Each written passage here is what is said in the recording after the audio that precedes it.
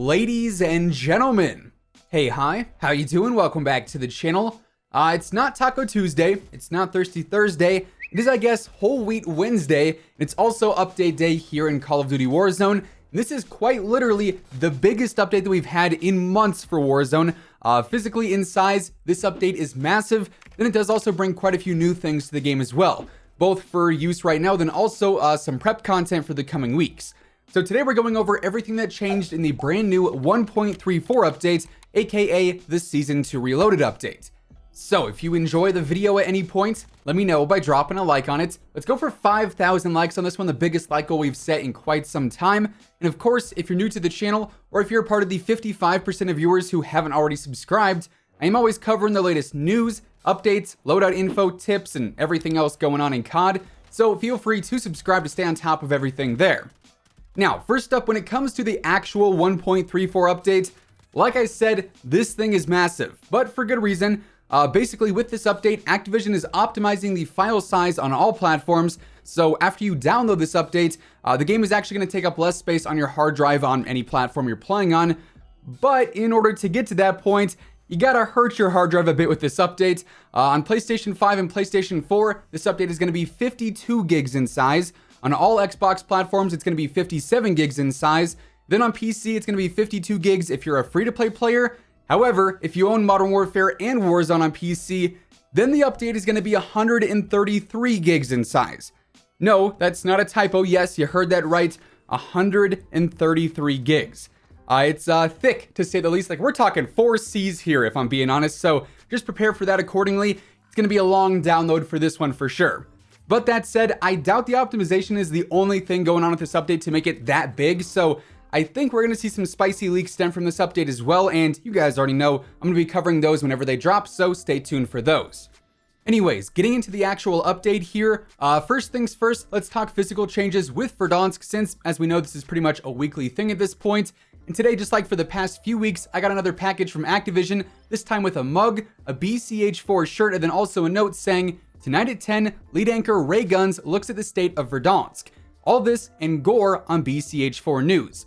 So of course, BCH4 broadcasts from the TV station, and like all the prior weeks, the packages that they've given us have basically been teasing where the zombies would move to next. However, that said, at least as of the time that I'm recording this, as the update is going live, the zombies haven't moved yet.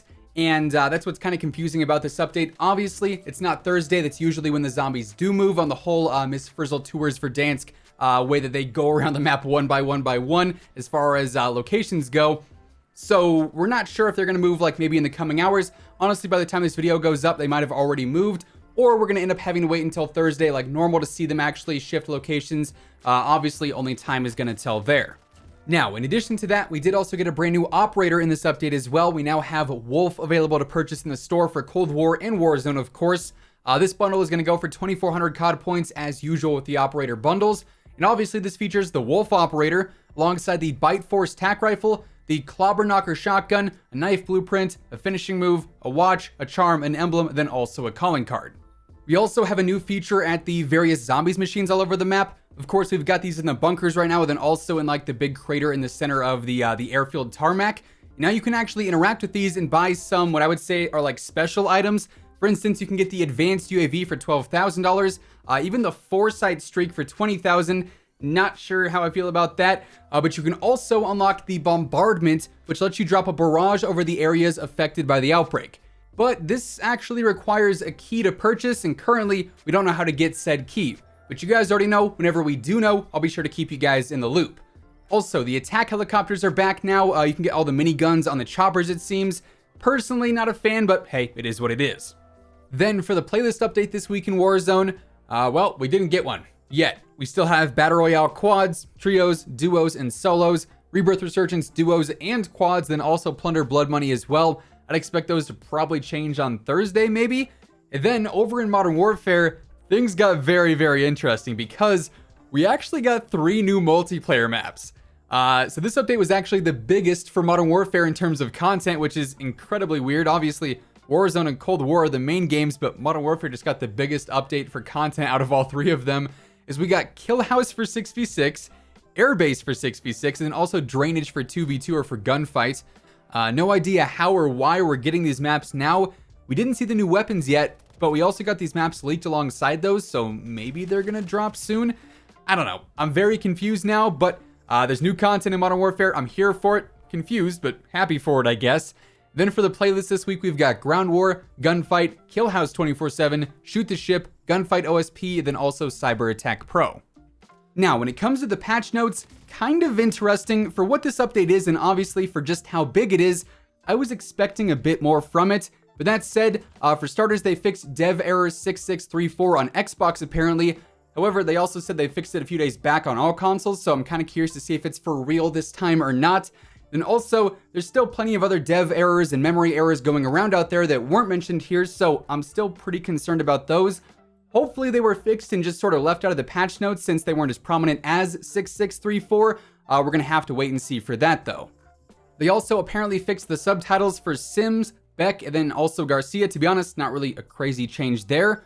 For the gameplay, they say armor should now spawn consistently across all areas on the map for ground loot.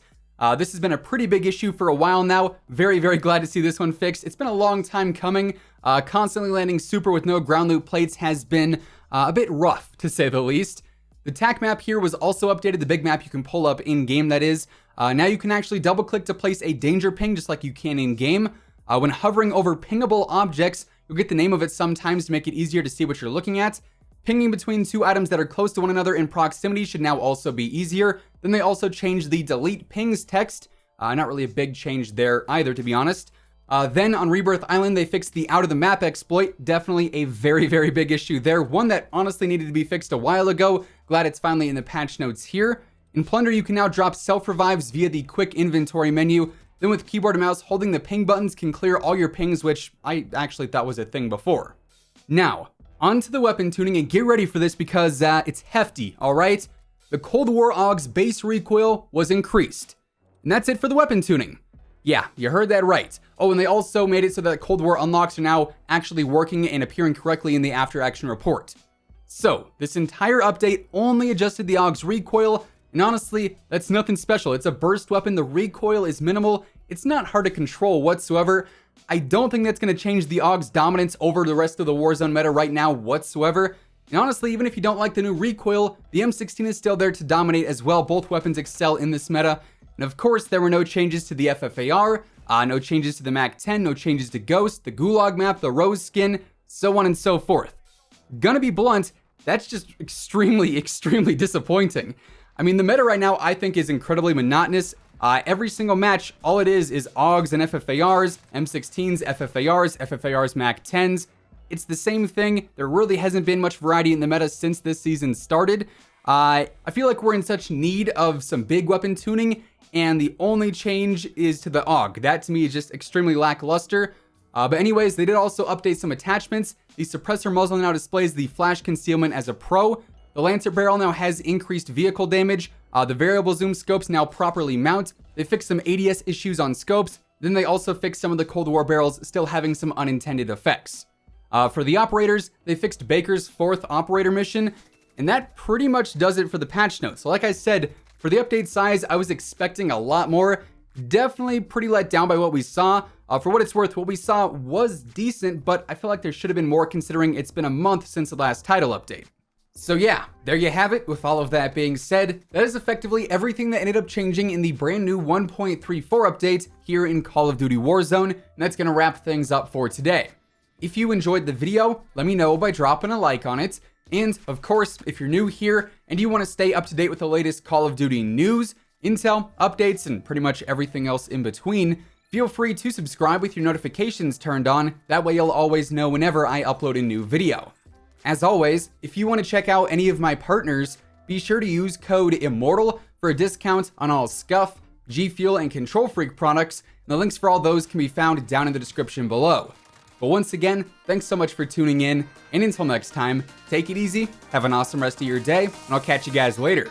Peace out.